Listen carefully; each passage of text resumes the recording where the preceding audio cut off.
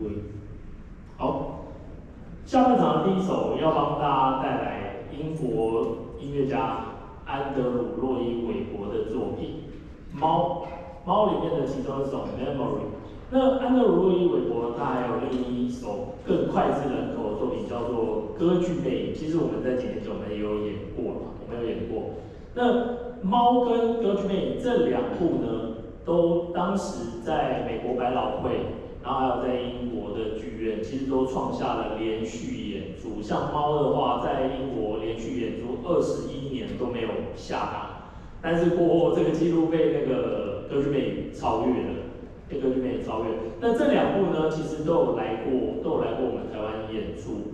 那在台北的话，台北有2个场会有演出音乐剧的场地，一个就是那国父纪念馆厅，然后另一个是小巨蛋，会比较少去像我们的国家歌剧院，但是台中歌剧的话就会比较多一点点。那前一阵子歌剧魅影也才刚演出完。前一阵子，那个时候我也是太慢发了到票，而且他们很多都被那个好像企业包场都被，票价都超级贵的。